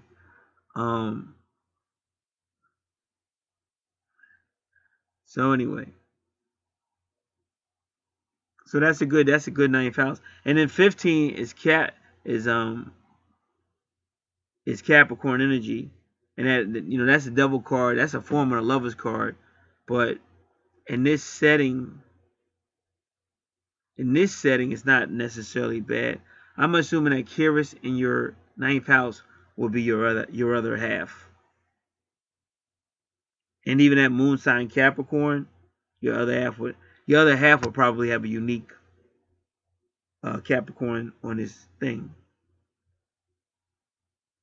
So it's almost like saying in your 9th house, y'all finally learned how to work together with that Aries energy.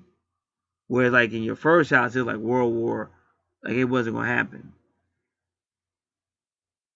And then that's when you'll finally get serious. Because Sagittarius is serious too. Like even if Juno wasn't there, the little asterisk with the cross at the bottom, because it's still, so that's a serious house. So that's good news. And when people be tripping, and I be trying to teach them, but they want to stay like I'm gonna say it again. This is spiritual. the more you work on yourself and the more you start to get a better attitude about stuff, the more it's going to happen. But if you don't work on yourself and you keep running away from this, or you go, where my twin? What about my twin? Why my twin? How come you're not letting it grow? It's like if they say, oh, and in our religion we get divine healing. Oh good, because I got a broken arm. I got a broken arm. I want to get healed. I want to get healed. I don't want to waste my whole summer. I want to get healed before summer. And they say, okay, well, you got to believe. And like it's spiritual stuff you got to do to connect with the spirit. You just can't, you usually can't just go up and say, hey, just heal me. It's usually something, studying, prayer. You got to like change your outlook. It's things you got to do is what I'm saying. And so somebody might not want to do all that. They say, well, listen, I don't got no time for that. I don't care. I just want to get healed. So then, if they go before the person attempt to heal them, and no nothing happened, then they're going to be mad, called, oh, you a fake, you a phony, blah, blah, blah, blah. But the truth of the matter was you didn't give it a chance because you was impatient. So that's what people have to do. And like I always tell people, because, you know, people are like, oh, what am I supposed to do? Just keep waiting and waiting and waiting. No, you ain't got to keep waiting. That's another misconception. Like if you feel a certain way, just do what you got to do. But some people try to do it without their twin, and they're not happy anyway. Because they start meeting like busters and stuff like that. But if a person could be happy, that's their business. Like I said, this will happen when the universe sees fit. But only when the universe does bring your twin to you, or your soulmate. Try to act like you got some sense. You playing hard to get, or you... Because I know the energy will push you two away from each other. But you got to learn how to... Don't be afraid of that energy. Because you're trying to get this person to see... Hey, I really want to try this. I want to see if it'll work. Because otherwise, you're not going to relay that information, and you're going to keep on hurting each other and going in separation. Now, in your 10th house, which again, your career sector is all about your karmic connection, and that's why it's career car. So your karmic connection and the debt you owe, and that's why Saturn is there. And you keep seeing 14 on your chart. Well, that's the angel card. That's temperance. That's the your employer. That's the twins coming together. It's also called the gateway of hell. So that's why that situation is important to me. Now, who's ever sitting at that Saturn position, at that, he's kind of like foreshadowing the devil, because remember 15 is the devil card, but 14 is the gates of hell. So you would pretty much say that's where the devil would be, at the gates of hell. And that's what you see. And remember, this is the highest point. Now, 9 degrees is, they're telling you to learn your truth and have your own enlightenment. Like, you don't have to join a group or go tell a group everything you're going through, because if this guy don't come through, you know, you got to keep moving. So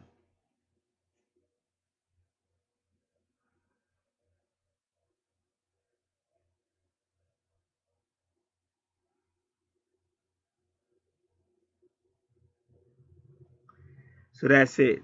So you got like a Saturn karmic situation with Taurus energy, which we already talked about. So then your sun sign is at Gemini at 1 degree. Gemini is the magician. So when he talks, because that's 1 degree, number 1 card is Gemini. So when he talks, he's usually believed. So you might be able to work that in your favor.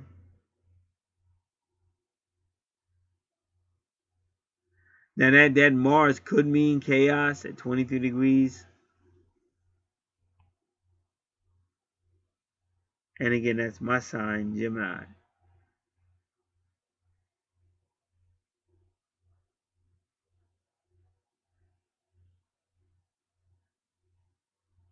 So if you was listening, if you're taking notes, then you'll see how that makes sense. Because you'll meet somebody and you'll see these same signs. and you'll know exactly how it works in your favor. So not only did we do your retrograde past lives, we did your Saturn, which could be your past life. We did your part of fortune, that could be either your soulmate or past life, and we did your palace, that could either be your soulmate, past life. We did your moon sign, soulmate or past life.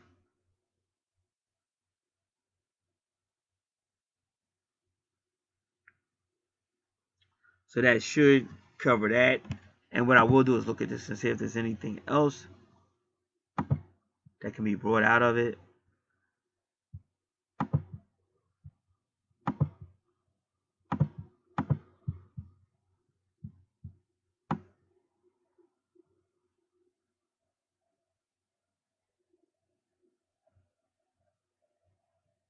And like I said, a lot of people, they think they don't get it. But the reason why they don't get it because they don't really work on it. Like that's why I said if you think you're watching TV, that's what you're gonna do. You're gonna listen to it or whatever, and they just go off. Like they'll be a little curious or whatever, but then they'll get it. But then they be like, oh wow, that's a lot of information. Wow, he really goes on, and then they just put it away somewhere, whatever, and then they get involved with something else.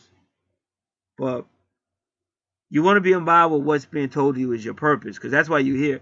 See, I'm not saying you can get involved with something if it make you feel good and stuff like that, but you still gotta grow up. You can't just feel good, because that's why people want to escape and stay high. Like you don't want to deal with it, but you don't understand that this is what God is looking for. Like this is like your Bible, your personal Bible to God. And the only way I can tell you I know what I'm talking about, because when the Messiah was born, they looked at his natal chart, so he had a natal chart too. So you just can't do it your way. You can, but you're going to answer for it. So you can be disobedient, but you're going to have to pay for that. And we just got finished doing all this about karma and all that. So, of course, it's real. So to think it ain't real, to think heaven and hell ain't real and all that, that's just silly. That's why I said I had to come out here and just do what I got to do. And if I have to suffer loss, then I suffer loss. But I can't just act like this stuff don't exist just because people don't want to deal with it. So that's it for me. It's been a pleasure. And again, there's all these things I do. Anything predictive, supernatural, paranormal. I see orbs. Why is this way? Why that? Numerology, the gods, and a birthday, like your birth, what day is which god, and the history of that, and all this stuff could be covered. It's very interesting. That's all of what I do. So definitely can do it. Make sure you have the most recent services offered and price list, and you can always check out what's going on in the description box as well. And remember, this is Archangel Revelations and Prophecy 444. It's always stuff on the channel to check out as well. God bless.